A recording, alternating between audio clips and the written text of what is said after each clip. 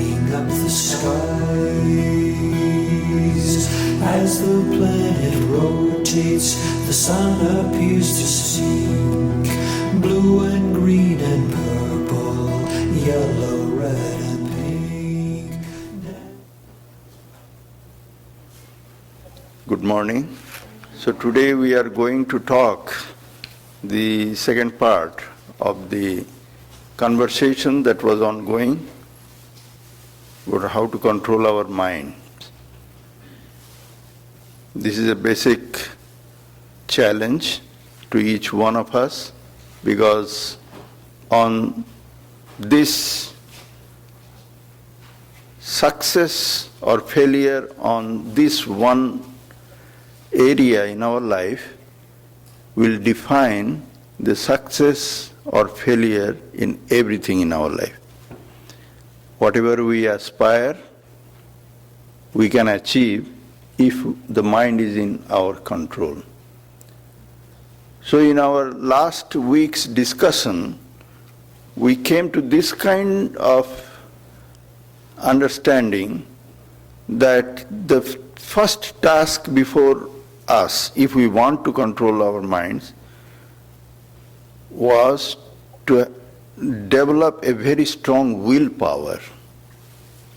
A very strong willpower, which is not that simple and easy on account of another aspect of our mind which is inborn, which is like instinctive, that we are all rushing out, running after, seeking pleasurable things in our life.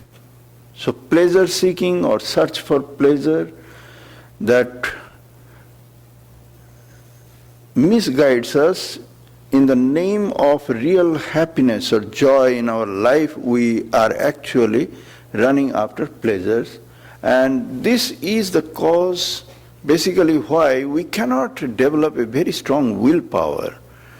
We think we shall do this, we believe this will lead us to a level of success, or we want really to achieve such and such thing in our life, and then we fail to accomplish them. That is the sure sign that willpower is not strong enough. 1st of January, we believe that henceforth every day we are going to hit the gym and this, and then within 15-20 days it is fizzles out, and all sorts of things in our life. So that shows the lack of willpower, and the lack of willpower we tied down with something.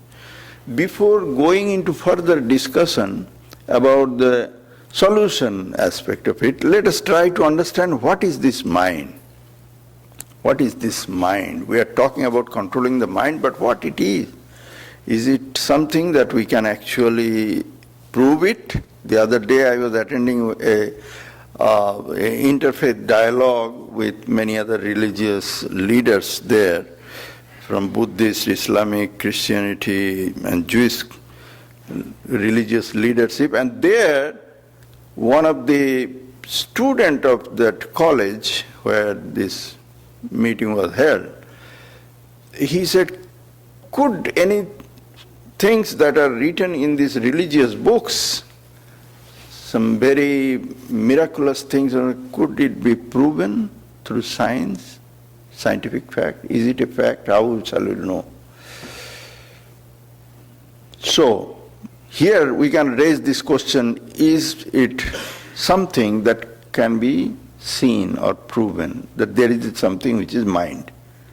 What is this mind? And then we have to answer things that are not very physical in nature, but to some extent we are aware of.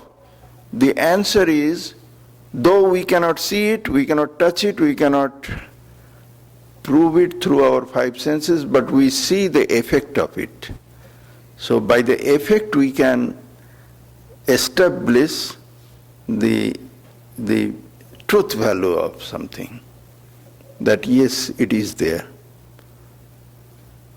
And last week also we mentioned this area, that how we know certain things, what is the way to learn. We have to go to the source where the people who have realized the truth of it and the wisest of the wise among us in those areas, we have to know from them. So the great rishis of the ancient time in India, they did a whole lot of research on the mind. And from them what we learn, let us first quickly go through that. They have given us the insight of the mind in 4 different ways. 4 different ways. First, that these are the 3 constituents that make the mind. Mind is made of 3 things, or 3 elements, basic elements. They are called sattva, rajas and tamas elements. Now these, again, as I mentioned, even the mind cannot be proven scientifically under a microscope or any such instrument, but we know the effect of the mind. And therefore we understand there is something called mind. Similar is the case with these areas where what I am talking now, because this goes further, subtler than the mind. Not the mind, but what makes the mind. They say the 3 things are there, sattva, rajas, tamas, 3 basic elements. They are the building blocks of not only the mind, but whole of the creation. Everything that we see, even in the physical sense, and then things that are in the subtle areas that we don't see and cannot be proven such, like we say scientific truth. We cannot instrument. There is no such instrument that has gone to that level of subtlety that could be proven, but the effects are there. These are called 3 elements, and they, in course of time, through many different levels of permutation and combinations, they have created the entire creation according to those ancient rishis. And these combinations are different. How do you know that? Because we know that the minds are not same, that people, they are moving around with different kinds of minds. So the elements inside that constitute their individual minds, they have got different combinations of sattva, rajas and tamas. Within the same person it changes. That's why we say that I am now a different person. Or, yes, I understand I have got this weakness, but I can change. I shall. How do we do that? What is changing within us? It is the combination of these 3 basic elements. These 3 different elements, they give 3 different kinds of effect. As I mentioned, that they are known only by the effect. You cannot touch or identify or see or smell or taste. You cannot actually paint the picture of the sattva. But the effect of sattva is visible. Sattva, when the sattva becomes predominant in the personality, in the mind, then the wisdom aspect, the blissful, cheerful aspect, and the peaceful aspect, that become very clearly visible in the person. We know many persons, when they are saintly figures, great, noble, saintly, spiritually highly progressed personalities, they radiate the signs of this predominantly sattva quality. That is peace, that is wisdom or knowledge, and that is joy or the cheer, happiness, the real bliss or happiness coming from there. There is a rajas quality, and that radiates a different kind of effect. Effect of rajas is more about activity.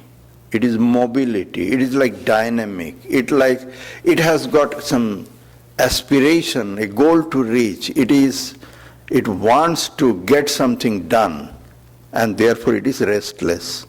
It brings pleasurable and painful experiences in the person who has got more of the rajas. Rajas is predominant in the combination of the mind, and that helps the person to do something, achieve something, and visualize something. He may be a visionary, he may be a pioneer in certain areas if the rajas quality is very predominantly there, and be working very hard to achieve the goal. Success and failure will come alternately, and therefore happiness and suffering or misery will also come alternately. So this is the effect of the rajas. And tamas has got its own effect. It is dullness is the effect. Dullness, ignorance, darkness, laziness. And therefore a lazy person will be envious of others' successes. Others who are active and who are doer and achievers, a dull person will be always be envious and jealous of them and try to harm them. This is the tamasic nature in reflection, when it reflecting from the personality. This is one way of defining mind. Mind exists in three different planes.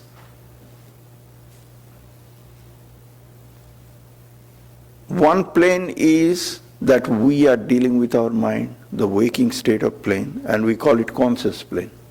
This plane of mind, here it is associated with I consciousness, that I am the doer, I can change this way or that way.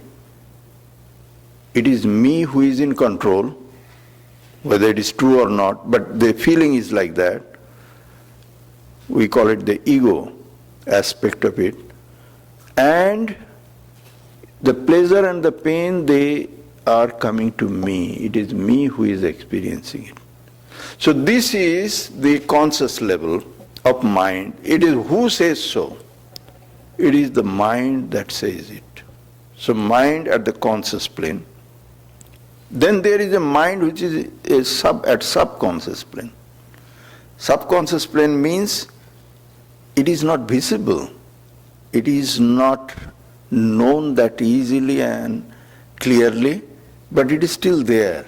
And that's why when we go into some kind of when we sleep and go into dream state, experience many different kind of things which are happening only in the mind. Physical body is still and inactive.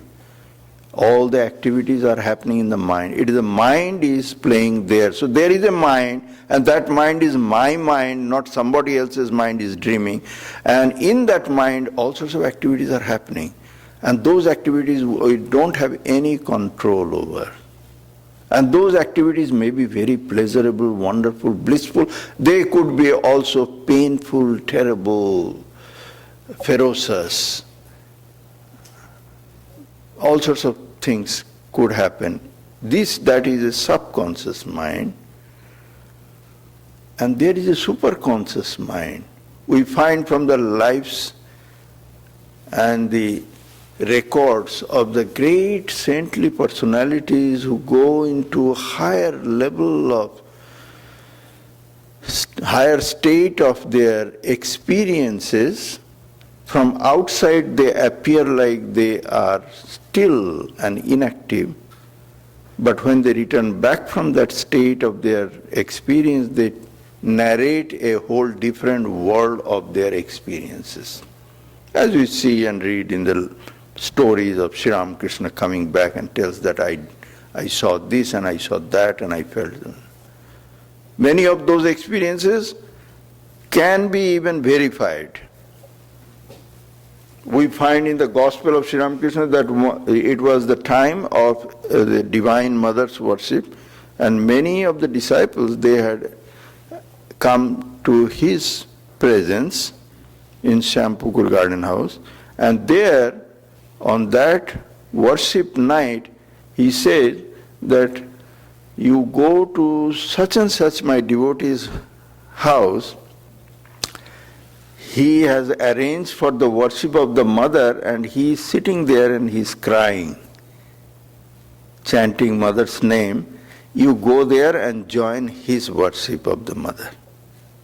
It was not from Shampupkur, I am mistaken, it was from Dakshineshwar Kali temple. He sent the whole batch. He said that I saw a lighted path. He entered into a kind of a samadhi and he said, I saw a lighted path from here to his worship place and went there and saw that he is sitting in front of the mother and he is singing prayer and he is shedding tears, and you all go and attend his puja. And they went and they saw exactly as he narrated. So mind at a different level, you and me may not be able to do that, but somebody can do it. And it is possible for everybody can achieve that level of experience where the mind can actually exist at a superconscious level.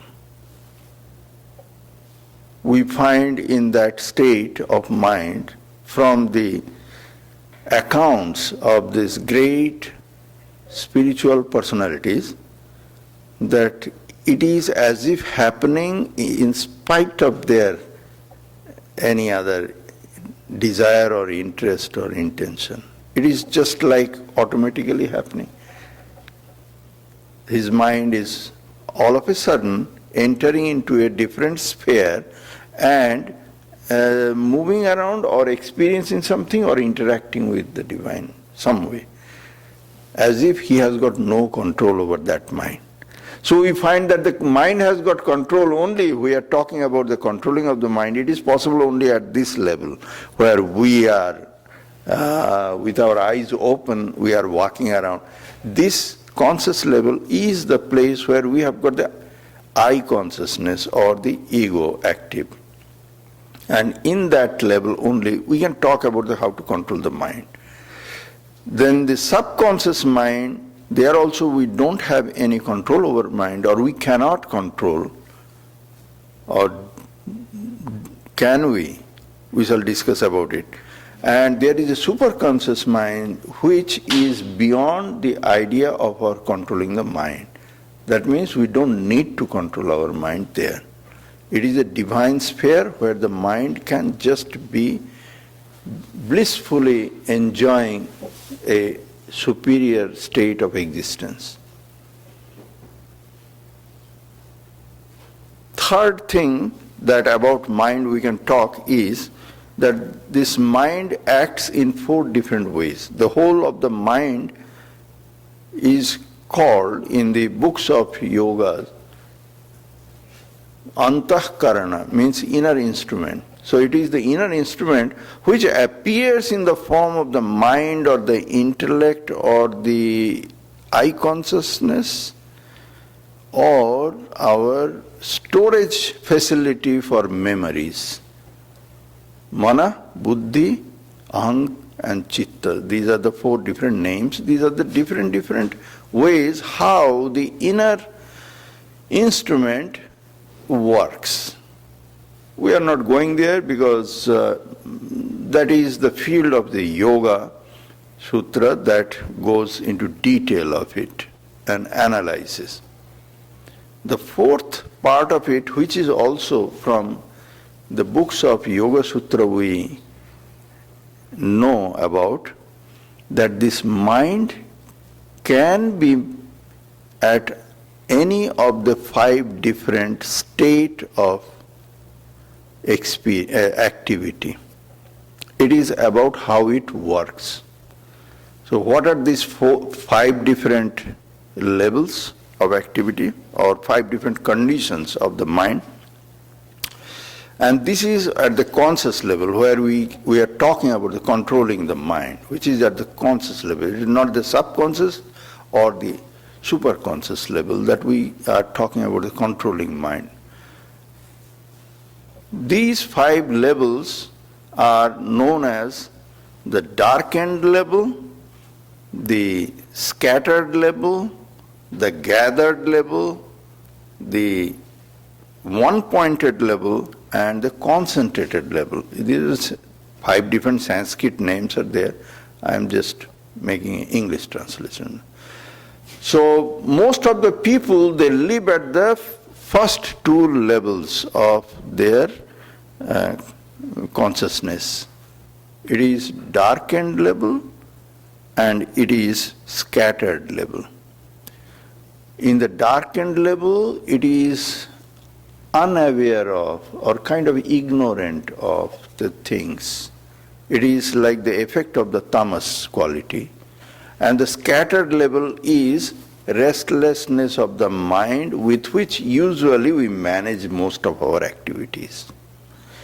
It is with a whole lot of discipline and whole lot of effort that this scattered and darkened level of mind can be purified and be brought to gathered level. Gathered means it has got many different ideas still there at one point of time, but it has reduced a whole lot of other distractions because mind is constantly running here.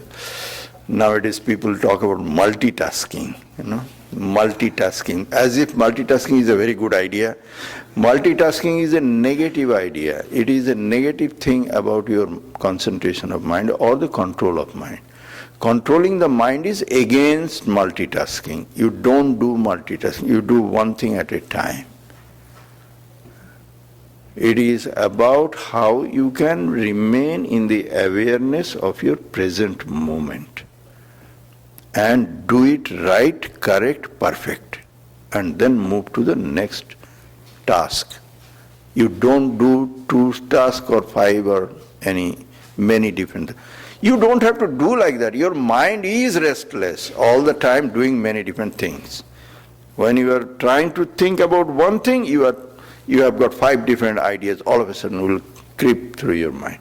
So you don't have to plan about multitasking. That is the natural state of your mind. And it is called scattered state of mind. With lot of effort, it becomes gathering state of mind. And after that gathering state of mind, I am talking about what the Yoga Sutra says. After lot of effort, lots and lots of effort, maybe lifelong practice, you may have the one-pointed state of mind available within you. That means you have been so successful in controlling your mind that mind could be made one-pointed. If you have reached one-pointed state of mind, you will be considered a genius in the world. If you are a scientist with one-pointed mind, you will discover so many different things. If you are a musician with one-pointed mind, your level of perfection in music will be superb. If you have one-pointed mind in any area, if you are a businessman with ability to have your mind one-pointed, not gathered, just gathered, but one-pointed, the word used in Yoga Sutra is called ekagra. And if you have got ekagra, that mind, then you will be absolutely successful in your business efforts. Wherever you live, whatever you do, whatever you are trying to achieve, if you have got the control of the mind to the level, not scattered, not gathered, but one-pointed, then you are absolutely successful in your life. And with that one-pointed mind, a spiritual seeker can go to the next level, which is called concentrated mind. And that concentration of mind will achieve the secret of the divine. It is that instrument. Mind is instrument. Like this physical body is known as instrument, the mind is much powerful, subtler, and a wonderful, wonderful instrument with which anything and everything in this world is achievable. Even God realization is achievable, which is the toughest of all different jobs in human field. Everything else in this world is achievable with this instrument known as mind. And that instrument has to be made perfectly efficient by control. If it can be controlled, then from the present level of darkened state or scattered state, it could be raised to the gathered, then one-pointed, and then concentrated state of mind, and then you can achieve miracles. This is what is about the mind, that what this mind is and what this mind can do. So how do we therefore do it? Enough about what it is and what it is not. How do we do this control of the mind? As I mentioned, that we talk about controlling the mind at the level of our present consciousness. It is not at the subconscious level. When you are dreaming, you cannot control your mind. You have got no control over your mind. You can only control at this level of. When you have entered into a deep level of samadhi, you have no control over yourself. Your mind is not in your control. Mind is flying high of its own. Mind control only happens in this level of our conscious living. So what should we do so that we can have a better control over our mind? Mind is, as I mentioned, something similar to our physical body. Physical body is our physical level of our instrument available to us with which we can do many different things. The internal instrument or antahkarana, that is the mind stuff, that is also an instrument available to us with which we can do many different things. Just as we take care of our physical body, similarly we have to take care of our subtle body or the mind stuff. In the case of physical body, we take care of by helping the body with nourishment to make it healthy, and avoiding the things that will damage this physical body. This is the simple thing. Eat organic food. Don't eat fast food from the places, etc., etc. And don't overeat. Don't do this, do that. Don't take too much of sugar in your meal. This is the diet chart, follow it. Don't eat this, don't eat that. Eat only this in regularity. There should be a system, and there is a regular system. And to your physical need, this is the right thing. For another young man's physical need, something different is to be given in his or her diet chart. That is not your chart. So we have to understand that our subtle body also has got a diet chart. And in that diet chart system, first thing first, to tell you what to avoid, what you should avoid and not eat. They are like poisonous for you. They are harmful. They will damage your subtle body. Even if what is this damaging? What is improvement? Improvement means more sattva you have cultivated within you, and further you have reduced the rajas and tamas elements in your subtle body, the better you become. In the regular term we use, we call it purer you become. You become a purer in heart person. your mind and heart is purified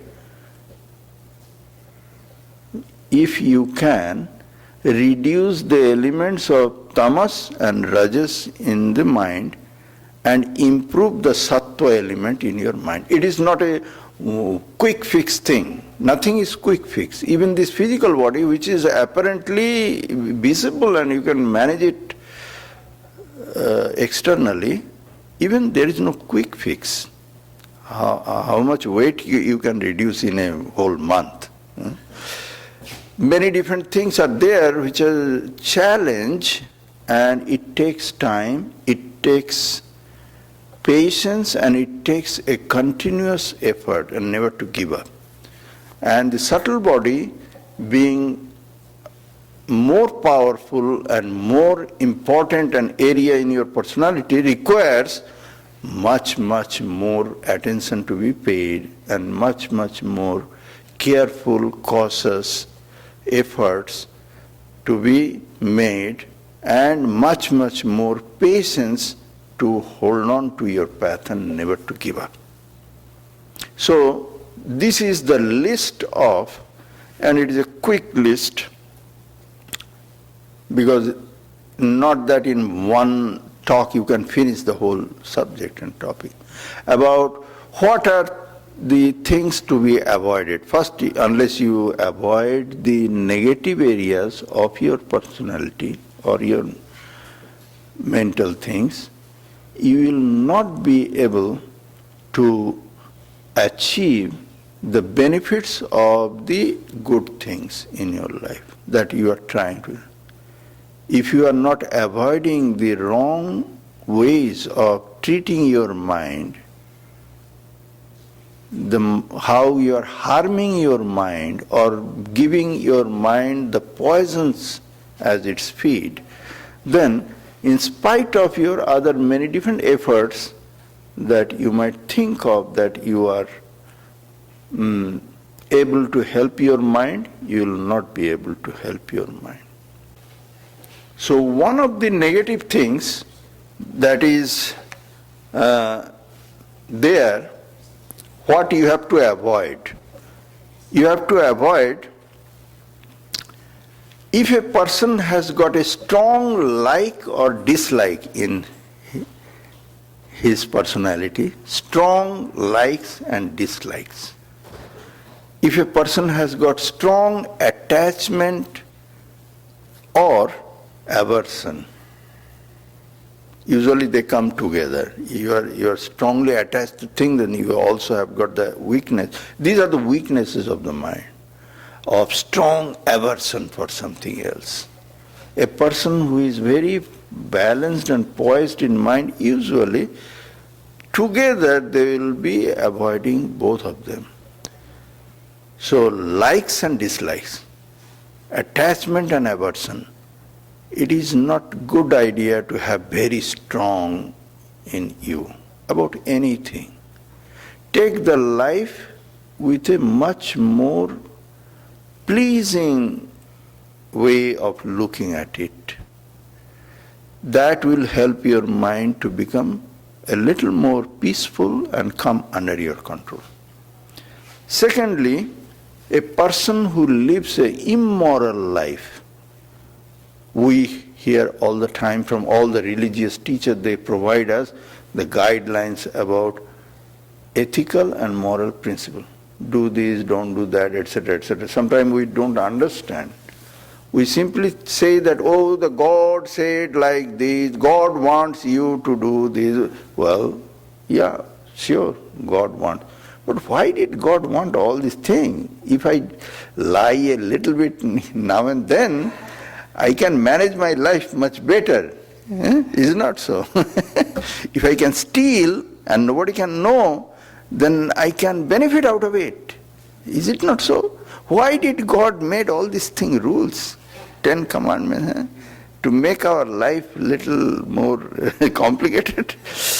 If God had not given us all those rules, so-called ethical and moral guidelines, do's and don'ts, perhaps we would not be all the time be bogged by our conscience and could live our life as we would decide what is a good idea.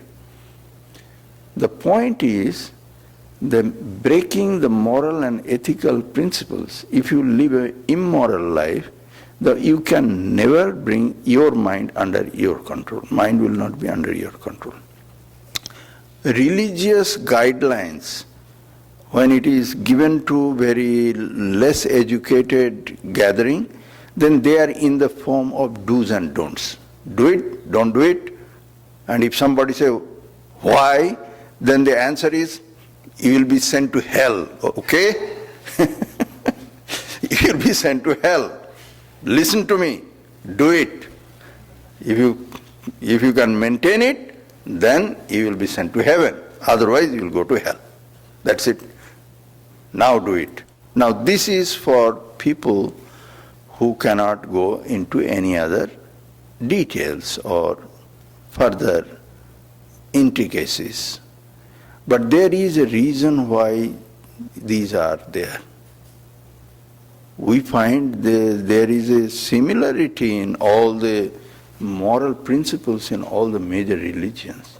When it comes to the teachings coming from Buddha or Jesus or Sri Ramakrishna or Chaitanya, we find there is so much of similarity. Why it is so?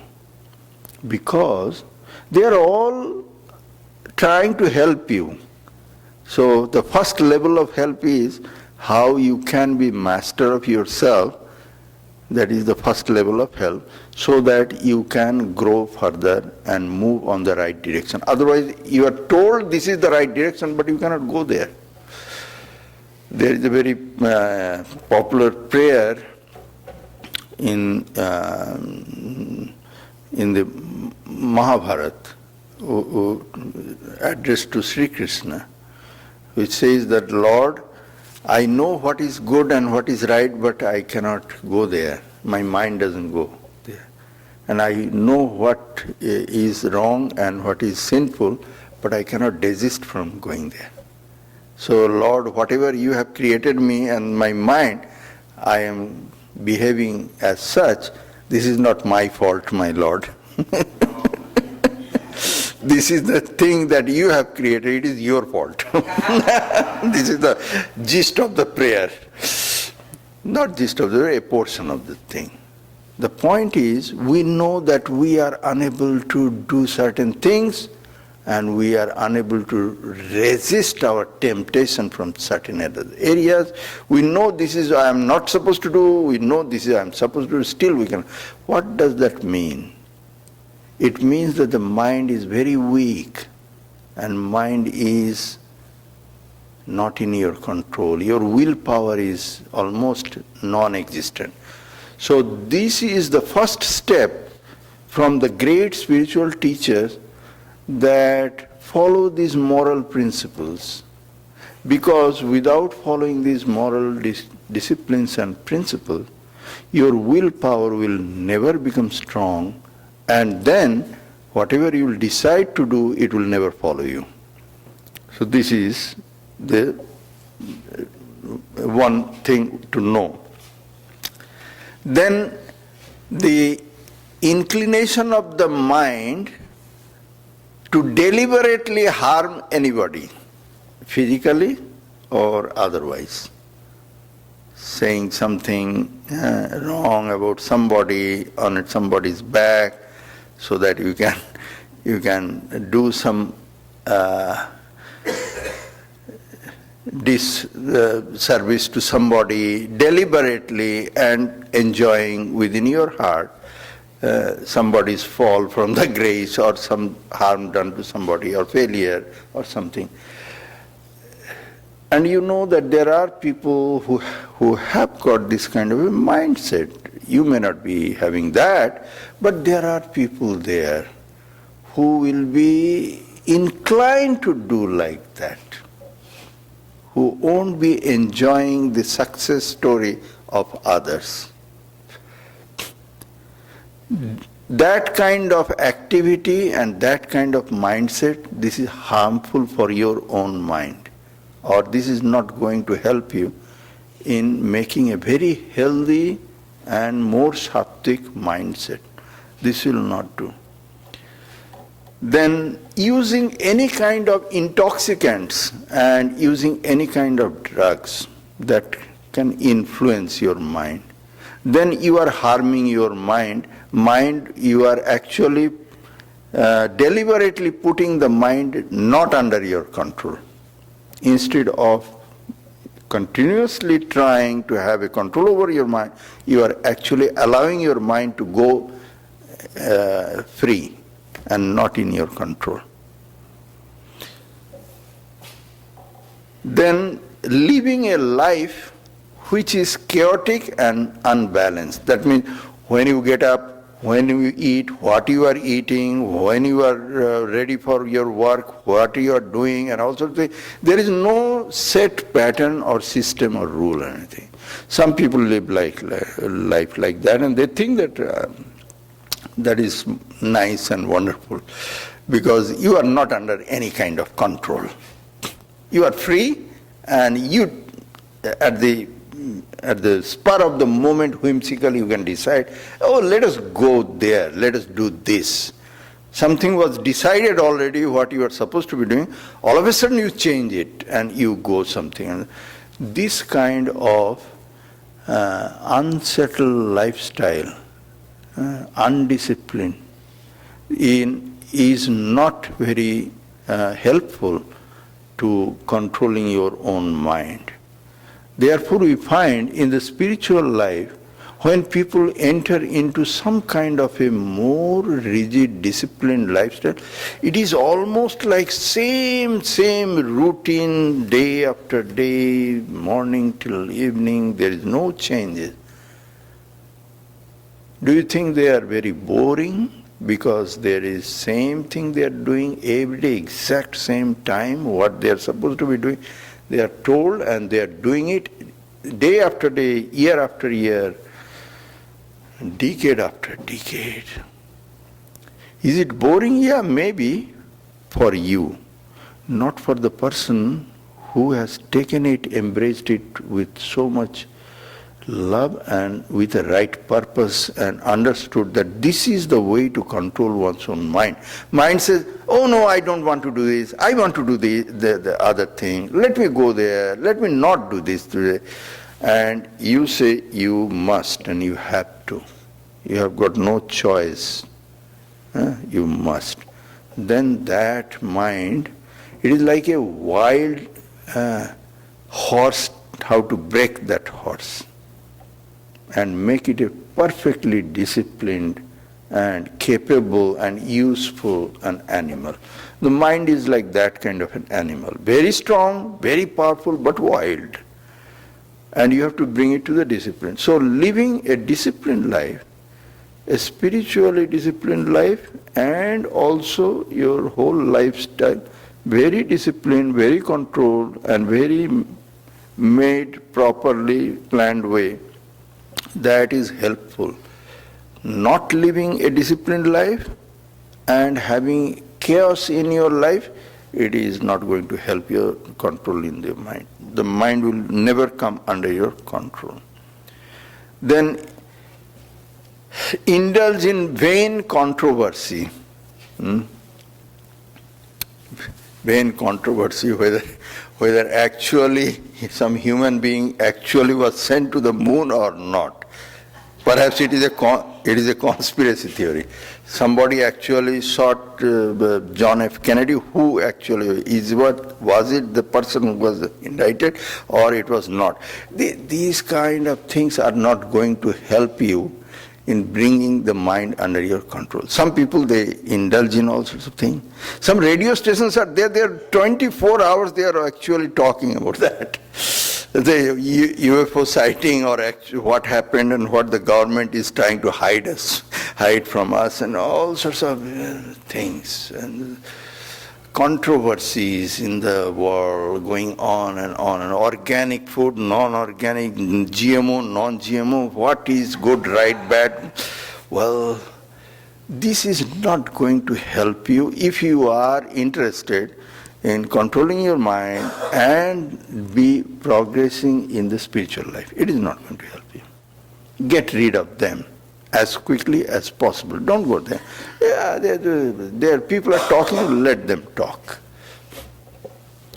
Let them talk. This has now exploded in the form of social media nowadays. But it is not going to help you control your mind. Then there are gossip people, they love gossiping, and people who are inordinately inquisitive about others' lives. They'll try to find out why I saw such and such person going there, what is going on there. Now, if it is not your business, then let them go somewhere. Let them do certain things. Let somebody meeting somewhere and talking. So what a big deal. It is not your business. It is not affecting you. So don't unnecessarily have that kind of inquisitiveness. This is not helpful for religious people who want to control their mind. And people who are too anxious to find fault in others, this is not going to help in controlling their mind. Similarly, in the name of spiritual or religious discipline and practices, torturing one's own physical body too much is not a good idea. That means too much of fasting, too much of not sleeping, too much of a forced silence maintained, and too much of anything. We find these kind of advices given not by ordinary teachers, but in Bhagavad Gita by Sri Krishna. If they would have been helpful in religious life, then he would have encouraged it. The more fasting you do, better. More silence you can maintain, but no, silence is good, but don't overdo it. Fasting is good, don't overdo it. Any kind of physical torture, not overdoing. Now, what is an overdoing? Well, spiritual life has to be progressed in steps and gradually. It is not about overnight you can do something. Nothing can be achieved overnight. This we have to know, and we have to see the height of this ladder by watching the lives and the standard that is set by the great spiritual teachers. So you know where you are standing and you know where you have to reach. Now go gradually and step by step. This is the right way to have a better balance in your life and control over your mind. Over-ambition is never helpful for controlling your mind. Over-ambition means when you see someone standing at a very high level of altitude in spiritual life, and you say, I have to be there, I have to go immediately, why I cannot, must, etc., etc., then this is actually helping more restlessness in your mind and not about the peace and the control over your mind. So over-ambitious is not a good idea. And then to be jealous about others' progress or to presume self-righteousness, Some people, they will enter into some kind of a religious life, and they will presume that they are superior to others. I am holier than thou. So this kind of attitude is not going to help in control of the mind. Another area which we find when Swami Vivekananda came to this country, and he mentioned that to his close associate and follower, that today I am going to throw a bomb in the audience. And there he said that there is no such thing as sin. People talk about sin. Sin is a total illusion. It is not true. There is no sin there. And he is talking in front of People who have been from very young days have been every day and continuously being taught that you are a damn sinner. And you better you understand it, believe it, and hold on to, and then keep chanting that I am a sinner, I am a sinner, God save me. And to them, Swami Vivekananda came and he announced openly and very perfect, strong voice and conviction that there is no such thing as sin. The point is,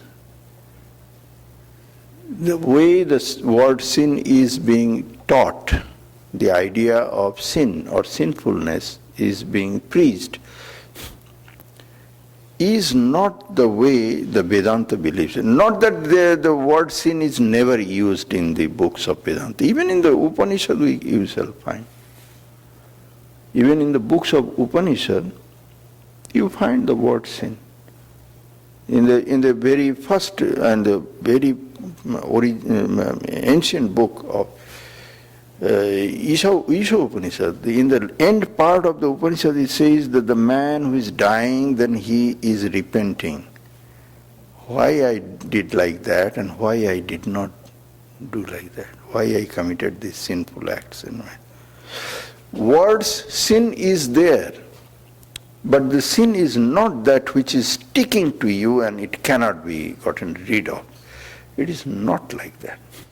That is why we find in the teachings of Sri Ramakrishna, he says that why all the time because he went to a lecture by Brahmo teachers and they were also saying you are sinners and sinners. Why they insist on this sinner aspect of it? Look at these Vaishnavas. They are constantly chanting the God's name of Lord Hari, and still they call themselves sinners. So they have no faith in God's name.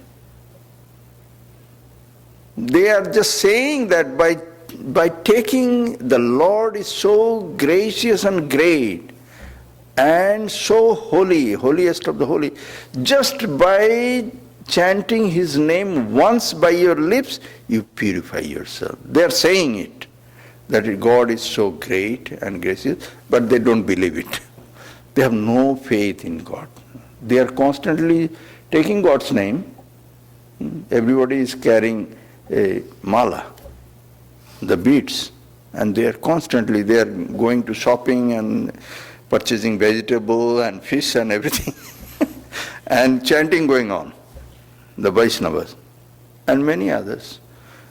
And still they say, I am a sinner, I have got no hope. Lord, have what? You don't have any faith in the holy name? Sri Ramakrishna says that yes, you understand about your problems and your defects and your shortcomings, and you sincerely go and repent in front of your Lord that, Lord, I am weak and I have these problems and sickness. So please help me. Please hold my hands and protect me from again committing the similar kind of problem. I understand this is my defect and this is I have committed this, but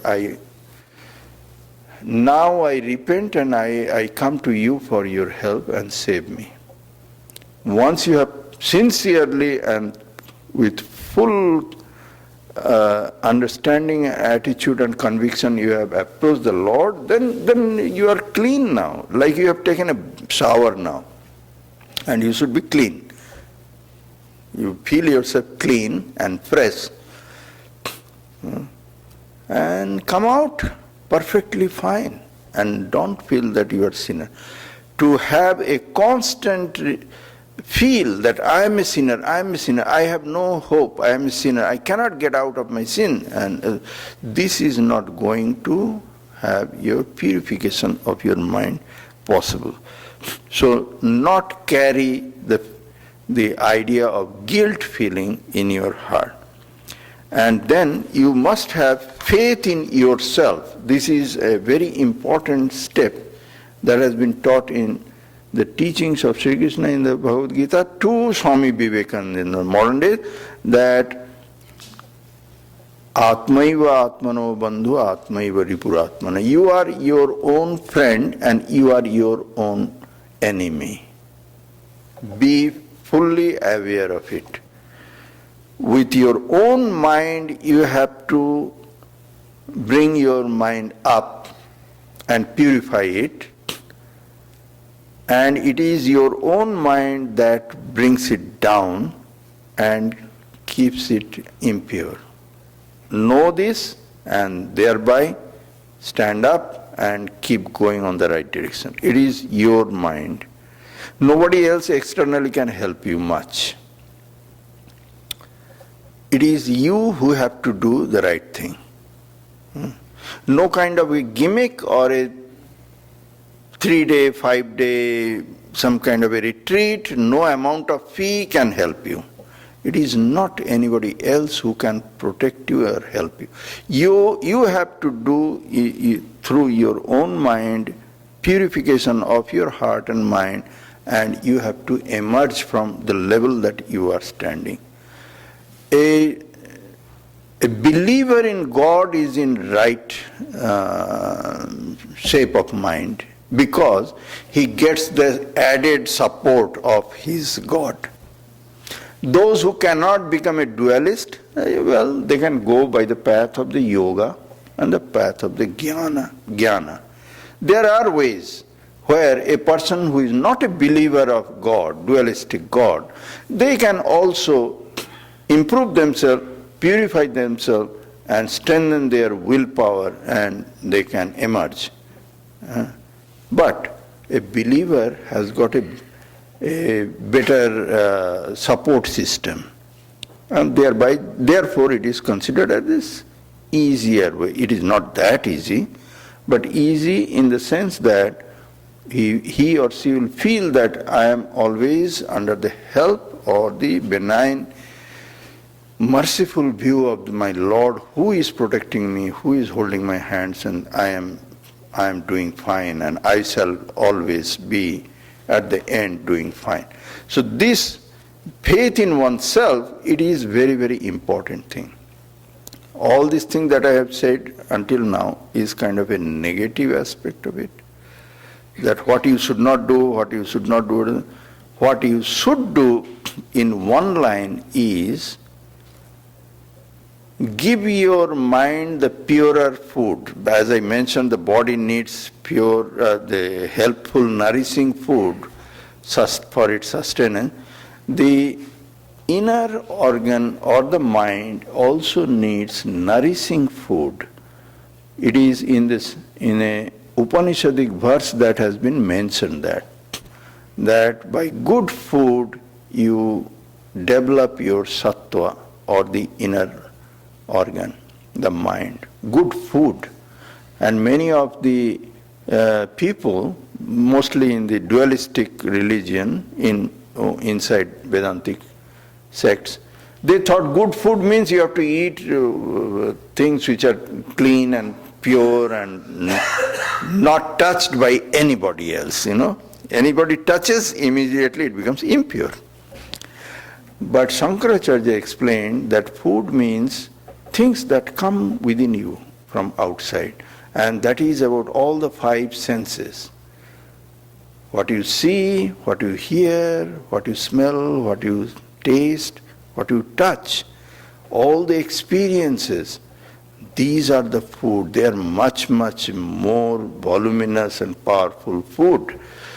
Be careful that you are taking only good food, helpful food, and not impure and destructive food. Because many a time we are, think about the movies, People would go to see a movie which is violence-filled, very terrible killing and violence is there. And all sorts of terrible things. They will watch and they will consume and they will absorb through their mind. This is terrible food for their mind. How they are hoping to make their mind purified, more sattva element developed, if they are taking this kind of food for the mind. So, in one sentence, give your mind a nourishing, healthy, pure food. Be careful to provide it all the time. One of the best food that the mind can be given is the holy name of the Lord.